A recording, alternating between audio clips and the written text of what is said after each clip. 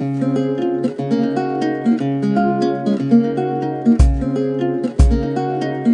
Friends, स्वागत है आपका आपके अपनी कॉलेज बुक चैनल पर। तो आज के वीडियो में हम डिस्कस करने वाले हैं, जहां आप लिखा हुआ नाम देख रहे हो सदिशों का अवकलज। तो सदिशों का अवकलज क्या होता है, स्टार्ट करने से पहले ये जो आपका बीएससी सेकेंड ईयर है, बीएससी सेकेंड ईयर का पेपर थर्ड जो है numerical analysis and vector calculus. तो न्यूमेरिकल एनालिसिस और वेक्टर कैलकुलस ये दोनों अलग अलग दो बुक हैं। तो एक बुक है वेक्टर कैलकुलस और दूसरी है संख्यात्मक फलन या न्यूमेरिकल एनालिसिस। तो न्यूमेरिकल एनालिसिस इन दोनों को मिला के आपके बीएससी सेकेंड ईयर के अंदर पेपर बनता है थर्ड। अब न्यूमेरिकल एनालिसिस से आते हैं आपके 4 यूनिट और जो आपकी वेक्टर कैलकुलस है यहाँ से बनती है 1 यूनिट। तो यूनिट 5 तो बनेगी आपकी वेक्टर कैलकुलस से और स्टार्टिंग जो 4 यूनिट हैं वो आपको मिल जाएंगे न्यूमेरिकल एनालिसिस से। तो हम स्टार्ट कर रहे हैं बीएससी सेकेंड ईयर का कोर्स आज से, जिसमें से पहले हम वेक्टर की पूरी 1 यूनिट कंप्लीट करेंगे, उसके बाद न्यूमेरिकल एनालिसिस की 4 जो यूनिट है उनके बारे में हम पढ़ेंगे। तो देखो, वेक्टर कैलकुलस स्टार्ट करने से पहले आप लोगों ने 11th-12th में वेक्टर क्या होता है, स्केलर क्या होता है, इनके बारे में पढ़ा होगा। तो हम थोड़ा सा देख लेते हैं कि स्केलर और वेक्टर होता क्या है। तो देखो, आपके पास भौतिक राशियाँ होती हैं, भौतिक राशि या फिर फिजिकल क्वांटिटी, भौतिक राशि या फिजिकल क्वांटिटी। अब देखो, जो फिजिकल क्वांटिटी है वो 2 होती है हमारे पास, एक तो सदिश राशि और एक अदिश राशि।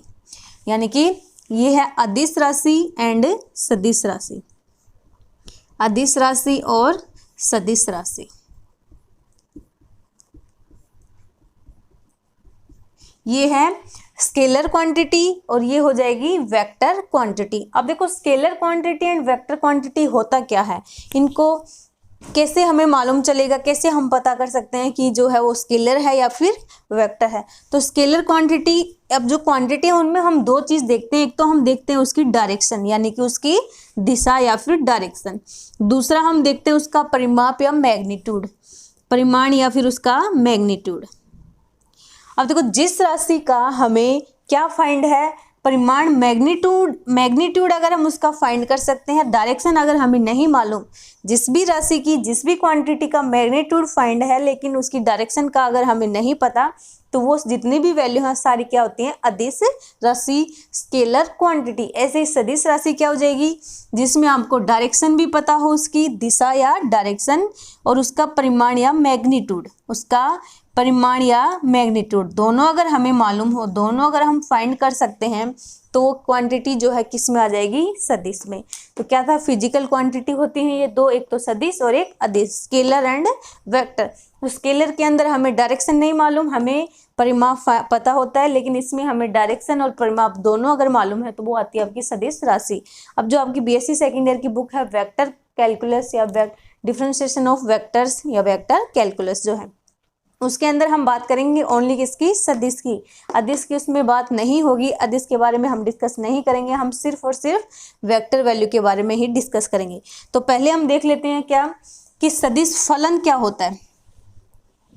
सदिश फलन क्या होता है, ये थी आपकी सदिश राशि। अब हम बात करते हैं सदिश फलन। सदिश फलन वेक्टर फंक्शन। तो सदिश फलन या फिर उसको हम कहेंगे वेक्टर फंक्शन।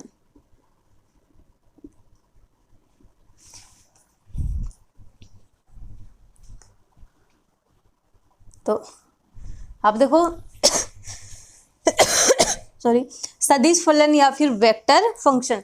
अब सदिश का तो हमें पता है, सदिश यानी कि जिसकी डायरेक्शन और डायरेक्शन एंड क्या मालूम हो, मैग्नीट्यूड, जिसका डायरेक्शन और मैग्नीट्यूड हमें पता हो वो होता है वेक्टर। अब बात हो रही है यहाँ वेक्टर फंक्शन की, वेक्टर फलन की, सदिश फलन की। तो क्या लिया हमने, टी हमारे पास क्या है, एक स्केलर क्वांटिटी है, स्केलर वेरिएबल है, स्केलर चर है, एक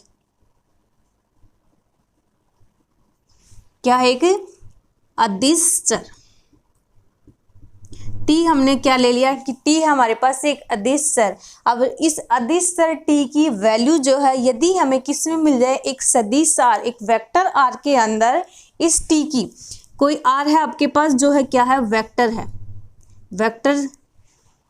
अब देखो इस टी की सभी वैल्यू, जितनी भी टी की वैल्यू निकलेंगी, हो सकता है 10 निकले, 15 निकले, 20 निकले, तो इसकी जितनी भी वैल्यू हैं वो सारी वैल्यू अगर किसके अंदर मिल जाए, हमें इस आर के अंदर अगर हमें मिल जाती हैं, तो जो आर है आपका वो आर इस टी का क्या हो जाएगा, फंक्शन या फिर फलन। तो हम इसको क्या कहेंगे, यदि टी की सारी वैल्यूज, इसकी सभी वैल्यूज अगर इस वेक्टर आर के अंदर हैं या इसमें हमें मिल जाएं, तो इस आर को हम इस टी का क्या कहेंगे, फंक्शन या फिर फलन, जिसको हम क्या लिखेंगे, R equal function of T.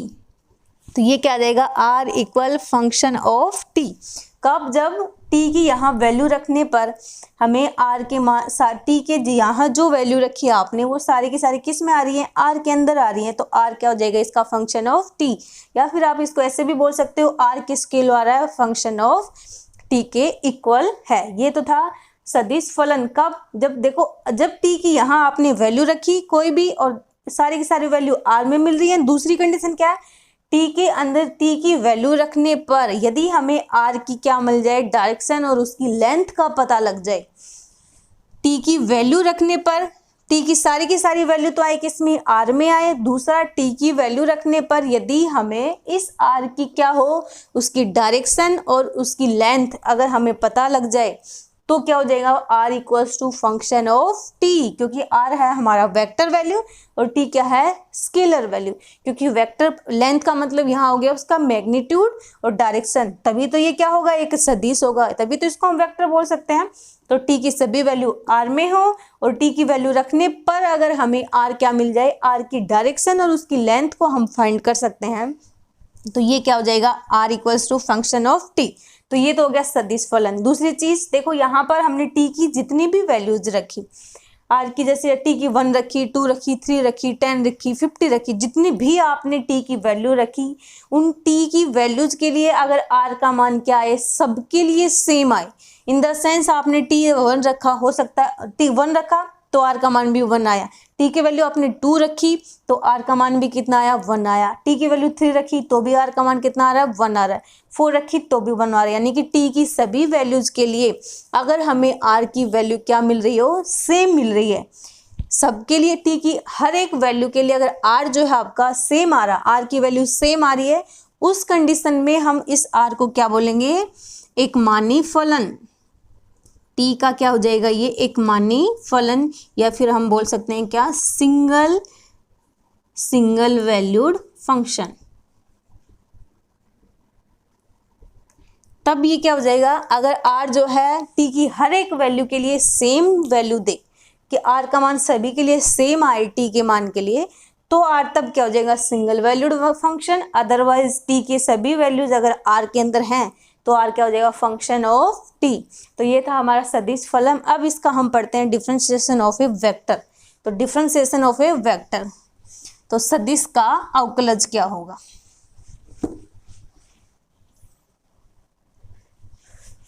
तो अब हम देखेंगे सदिश फलन का अवकलन। सदिश फलन का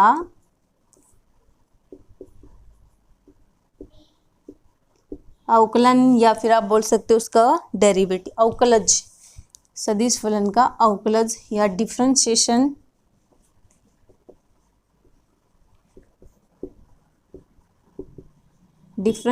ऑफ ए वेक्टर फंक्शन। अब देखो वेक्टर फंक्शन हमने क्या लिया था, वेक्टर फंक्शन था हमारा R equals to F of T, R equals to F of T. अब देखो फंक्शन, एक चीज और ध्यान रखना, उसके अंदर छोटा सा रह गया, जब हमने वेक्टर फलन पढ़ा था, वेक्टर फलन के अंदर यदि आपका था इस हाफ ऑफ आर टी, जैसे ही टी जो है, टी विचरण करेगा कंटिन्यूअसली, अगर सततली विचरण करता है टी, तो आर भी कंटिन्यूअसली क्या करेगा, विचरण करेगा, गति करेगा। उस कंडीशन में आर का जो एंडिंग पॉइंट होगा, वो एंडिंग पॉइंट एक कर्व को ड्रॉ करेगा। जैसे ही यहाँ पे टी था, यहाँ पे एक वेक्टर फंक्शन है, वेक्टर वैल्यू है, जैसे ही इसका टाइम चेंज हुआ आगे की तरफ, जैसे जैसे टाइम चेंज हुआ, तो यहाँ पे मानो एंड हो गया उस टाइम का, तो आर का यहाँ से वैल्यू स्टार्ट हुई मिलना, आर की एंडिंग वैल्यू क्या मिली, ये मिली। तो आर की जो एंडिंग वैल्यू थी वो एंडिंग पॉइंट, इसको हम फिर क्या बोलेंगे, एंडिंग पॉइंट, ये क्या कर रहा है, कर्व को ड्रॉ करेगा। ये हमेशा क्या करेगा, कर्व को ड्रॉ करेगा। कब, जब टी भी क्या हो, कंटिन्यूसली विचरण करे, और आर टी अगर कंटिन्यूसली विचरण करेगा तो अब वो तो अपने आप ही आर करेगा, क्योंकि टी की जितनी भी वैल्यू वहाँ रखते जाओगे आर की वैल्यू आपको मिलती जाएगी। उस कंडीशन में आर का जो एंडिंग पॉइंट होगा या एंडिंग वैल्यू होगी वो एक कर्व को ड्रॉ करेगा। ठीक है, तो ये चीज़ ध्यान रखना, ये कर्व को ड्रॉ करेगा। या इस तरह ले सकते हो, आपके पास क्या है कि इक्वेशन है R equals to A T square I cap plus 2AT J cap. इसमें हम टी की वैल्यू जैसे रखेंगे जो भी, अब टी की वैल्यू रखते रखते आर का जो एंडिंग पॉइंट होगा, आर की जो लास्ट वैल्यू जो निकलेगी वो क्या, एक परवलय की इक्वेशन को बनाएगी। तो ये क्या बन जाएगी, एक परवलय की इक्वेशन जो कि कर्व की फॉर्म में ही होती है। तो ऐसे ध्यान रखना, कर्व को ही जनरेट करता है इसका एंडिंग पॉइंट। अब हम बात कर रहे थे किसकी, सदिश फलन का अवकलज। तो सदिश फलन का अवकलज क्या है, आर हमने क्या ले लिया, एक फंक्शन ऑफ टी। तो ये आपका आर इक्वल्स टू हो गया फंक्शन ऑफ टी, कैपिटल ले लो, चलो कोई दिक्कत नहीं, फंक्शन ऑफ टी। तो यहाँ पे हमारे पास क्या, एक्स एक्सिस और ये वाई एक्सिस। अब टी टाइम पर, अब देखो टी टाइम पे जो आपका वेक्टर वैल्यू है वो क्या है, पी पर है। टी टाइम पे जो वेक्टर वैल्यू है या जो हमारा फलन है वो पी पॉइंट पे है। जैसे ही टाइम ने विचरण किया, उस तरह मैंने अभी बताया, तो जैसे ही टाइम चेंज हुआ आपका टी से टी प्लस डेल्टी टाइम में, तो टी से टी प्लस डेल्टी टाइम से चेंज होके कर्व की फॉर्म में क्यू पॉइंट पर आ गई। तो यहाँ से एक वेक्टर वैल्यू कितनी है, पी पॉइंट पर। जैसे ही टाइम चेंज हुआ तो आर भी चेंज होगी, कितना हो गया, क्यू पॉइंट पे। तो इसके ओरिजिन से इसकी वेक्टर वैल्यू कितनी है, पी तक की, ओरिजिन से पी तक की वेक्टर वैल्यू है हमारे पास कितनी, आर। और आर है, जैसे ही टाइम टी टाइम तक तो वेक्टर वैल्यू हमारी कितनी थी, आर थी। जैसे ही आपका टाइम विचरण किया तो आर का एंडिंग पॉइंट पहुंच गया कहाँ पर, क्यू पर, जो कि एक एंडिंग पॉइंट कर्व को ड्रॉ करता है। तो ओरिजिन से ओ क्यू पॉइंट का बीच का जो वेक्टर फंक्शन है, वेक्टर वैल्यू है, वो कितनी हो जाएगी, आर से चेंज होगी आर प्लस डेल आर में। ये चेंज किस में हो गई, आर प्लस डेल आर में, और ये हो गई आर। तो ये तो टी टाइम पर, और ये टाइम चेंज कितना हुआ, T plus del T time पे। तो देखो T and T plus del T पर vector value, vector function value, तो वेक्टर फंक्शन वैल्यू कितनी हो जाएगी, टी पर कितनी है, ओपी। तो टी पर है हमारी ओपी, तो ओपी कितना है आपके पास, ओपी की वैल्यू कितनी, आर। आर को हम क्या लिखते हैं, फंक्शन ऑफ टी। तो यहाँ आर की जगह इक्वल में क्या आ गया, फंक्शन ऑफ टी। ऐसे ही T plus del T time पर कितना है, ओ क्यू है, तो ओ क्यू कितना है आपके पास, आर प्लस डेल आर।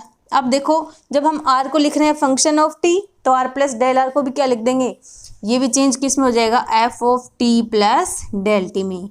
यानी कि F of T, T time पर ये फंक्शन की वैल्यू आर थी, और T plus del T time पे कितने हुई, आर प्लस डेल आर। ये आ गया। अब देखो हमें किसका वेक्टर वैल्यू का क्या निकालना, अवकलज। अवकलज का मतलब आप समझते हो, उसका एक तरीके से डिफ्रेंशिएट ही करते हैं।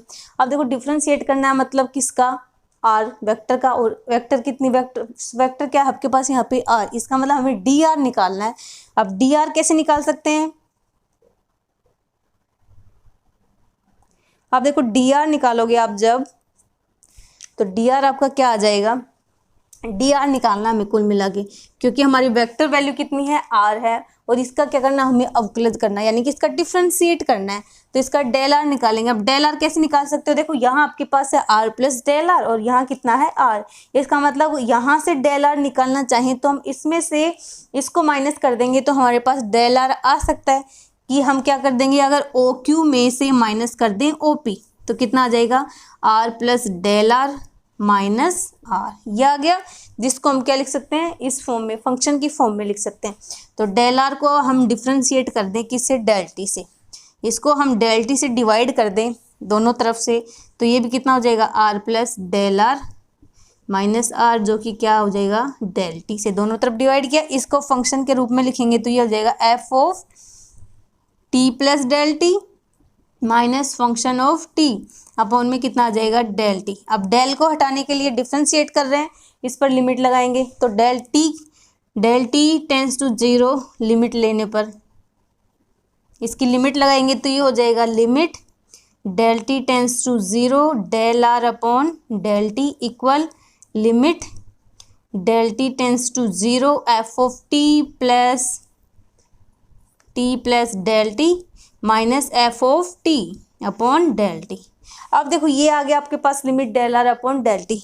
इस limit del R upon del T को हम क्या लिख सकते हैं del R upon del T क्या हो जाएगा आपका D R upon D T, क्योंकि डेल पर जब लिमिट लगाते हैं तो चेंज होता है D R upon D T में। तो D R upon D T equal क्या आ गया आपके पास limit del T tends to 0 function of T plus del T minus function of T divide by del T. ये आ गया हमारे पास क्या एक वेक्टर का डेरिवेटिव, यानी डी आर क्या आ गया हमारे पास एक वेक्टर का डेरिवेटिव। तो ये जो हमारा फॉर्मूला निकला है ये आपके लिए मोस्ट इम्पोर्टेंट है, इसको आपको रिवाइज याद रखना है इस फॉर्मूले को, क्योंकि इस फॉर्मूले के बेस पे ही हम आगे के जितने भी डेरिवेटिव निकालेंगे इसी के बेस पे निकालेंगे। तो ये है आपका एक वेक्टर वैल्यू का डेरिवेटिव या डिफरेंशिएट। तो वेक्टर वैल्यू का क्या आ गया आपके पास एक आउटक्लास। तो इसको बस आपको याद रखना है, मोस्ट इम्पोर्टेंट समझ लो इसको, क्योंकि इसी के बेस पे पूरी वेक्टर जो है डिफाइन होगी। तो इसको आपको याद रखना है। अब जाते जाते वीडियो अगर आपको अच्छा लगा है तो वीडियो को लाइक कर देना, अपने सभी फ्रेंड्स में वीडियो को शेयर कर देना और चैनल को सब्सक्राइब करना, और उसके पास में जो बेल आइकन है उसको क्लिक करना मत भूलना, क्योंकि उसको क्लिक करोगे तभी आपको जो लेटेस्ट वीडियो अपलोड होंगे उनके नोटिफिकेशन मिलेंगे। अगर उसको आप क्लिक नहीं करोगे तो नोटिफिकेशन आपको नहीं मिल पाएंगे। तो उसको क्लिक कर देना बेल आइकन को ऑल पर, ठीक है। दूसरा, अगर यहाँ इसका आपको पीडीएफ चाहिए तो आप डिस्क्रिप्शन में या तो आपके मेरे जो चैनल है टेलीग्राम चैनल उसका लिंक मिल जाएगा, या फिर आप टेलीग्राम चैनल पर जाकर कॉलेज बुक के नाम से अगर आप सर्च करोगे तो वहाँ से आप उसको ज्वाइन कर लेना और आपको पीडीएफ मिल जाएगा। बाकी जितने भी वीडियो आप अपलोड कर रखे हैं उन सभी वीडियो के आपको पीडीएफ मिल जाएगा, और अभी जो हम अपलोड करेंगे आगे आने वाले जितने भी वीडियो हैं उन सभी के आपको पीडीएफ मिल जाएगा। And thank you for watching.